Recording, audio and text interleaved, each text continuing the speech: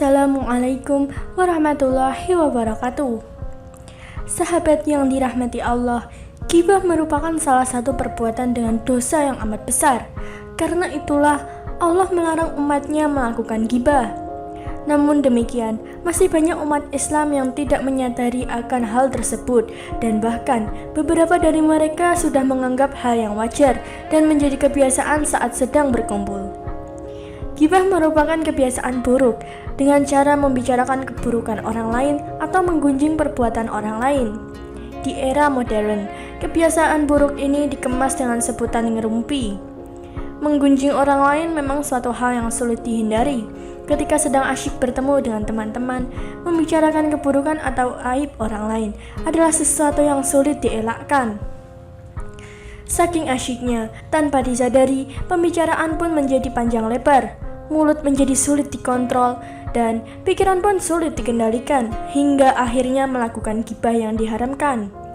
Allah berfirman dalam surat Al-Hujurat ayat 12, Ya ayyuhallazina amanu jannibu khasiram minaz-zani inna ba'da-zani ismu wala tajassasu wala yaghtab ba'dukum ba'da ayyuhibbu ahadukum ayyakula lahma akhihi maitan fakharihtumu wattaqullah innalaha tawwabur rahim.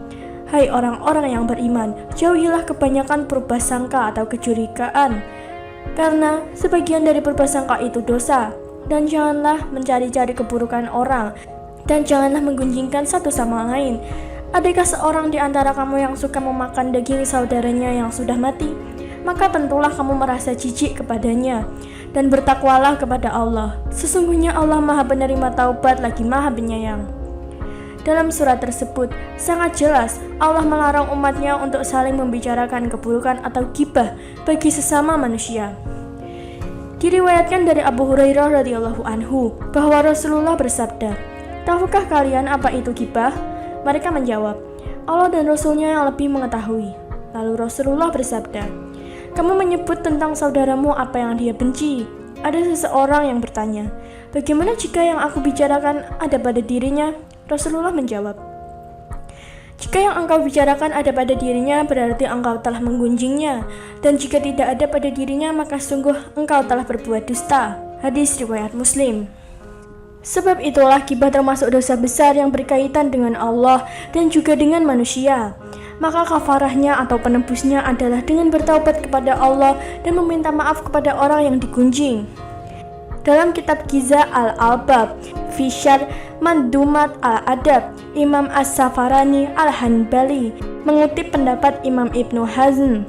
Ibnu Hazm mengatakan, para ulama sepakat, fitnah dan ghibah merupakan perbuatan yang dilarang, kecuali sebuah nasihat yang semestinya. Dalam Al-Insaf an Al-Nazim disebutkan tentang fitnah dan ghibah yang tergolong dosa besar sehingga diharuskan segera bertaubat dari dosa tersebut. Imam Ibnu Qayyim menjelaskan, Rasulullah SAW pernah bersabda bahwa tebusan bagi orang yang sudah menggibah orang lain adalah dengan memohonkan ampunan dari Allah atas orang yang sudah digibahi. Lebih lanjut, Ibnu Qayyim mengatakan, ada dua pendapat ulama, sebagaimana yang diriwayatkan Imam Ahmad. Pendapat pertama, orang yang menyesal dan bertaubat karena melakukan dosa ghibah cukup minta ampun kepada Allah. Pendapat kedua, juga harus mendatangi orang yang digibahi untuk mengakui kegibahannya dan meminta maaf. Ibnu Qayyim berpendapat, orang yang bertaubat dari dosa ghibah tidak perlu menemui orang yang digibahinya untuk mengakui kesalahan dan meminta maaf. Menurut dia, pendosa ghibah cukup memohon ampunan kepada Allah.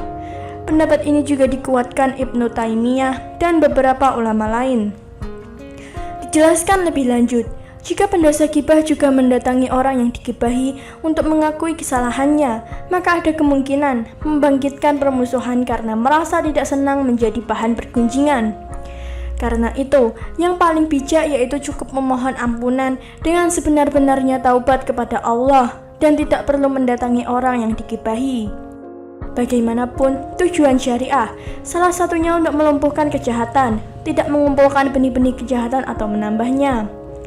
Lantas, bagaimana cara bertaubat dan menghapus dosa ghibah tanpa meminta maaf kepada orang yang dibicarakan?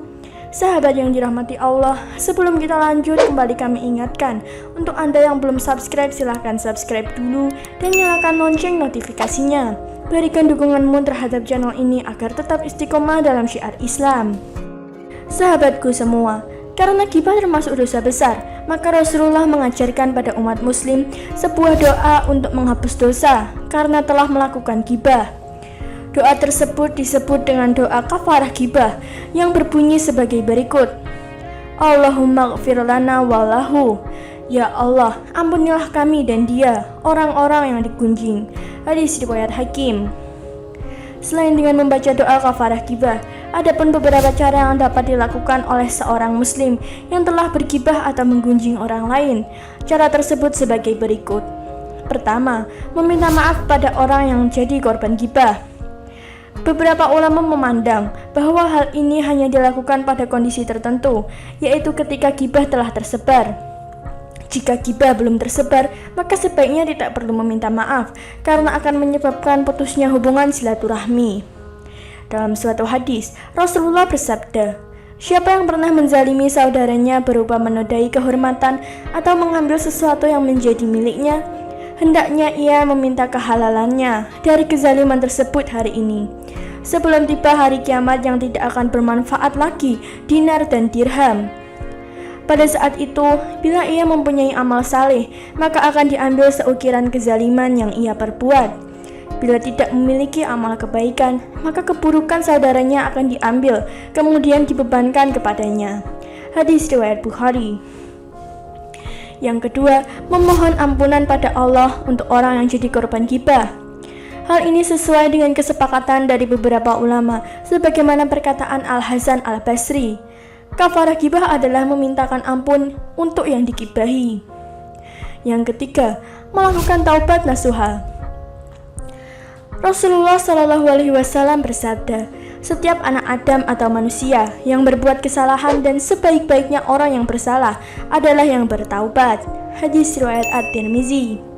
Lalu yang keempat, perbanyak zikir.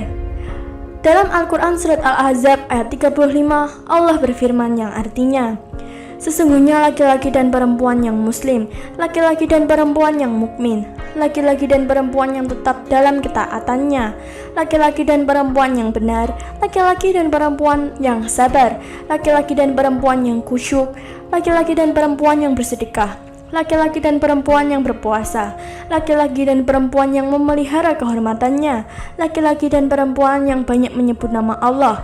Allah telah menyediakan untuk mereka ampunan dan pahala yang besar. Yang kelima, perbanyak istighfar. Diriwayatkan bahwa Aisyah radhiyallahu anhu berkata, Rasulullah mengerjakan sholat duha kemudian beliau membaca istighfar. Seorang muslim hendaknya memperbanyak istighfar kepada Allah untuk memohon ampunan atas segala dosa yang ia sengaja maupun tidak sengaja. Yang keenam, menjaga silaturahmi. Silaturahmi adalah salah satu amalan untuk membukakan rezeki dan juga untuk menghapus dosa. Dalam sebuah hadis, Rasulullah bersabda, tidak bertemu dua orang muslim itu lalu bersalaman, maka pasti diampuni dosa keduanya sebelum keduanya berpisah. Hadis riwayat Ahmad. Nah sahabatku semua, itulah tadi cara menghapus dosa ghibah sampai bersih yang bisa kita lakukan. Untuk selanjutnya, tetaplah berhati-hati saat sedang berkumpul dengan teman ataupun saudara. Jaga setiap perkataan kita ya. Jika Anda punya pertanyaan dan tanggapan tentang video ini, silahkan tulis di kolom komentar dan terima kasih telah menonton video kali ini. Jazakumullah khairan. Wabillahi taufik walhidayah. Wassalamualaikum warahmatullahi wabarakatuh.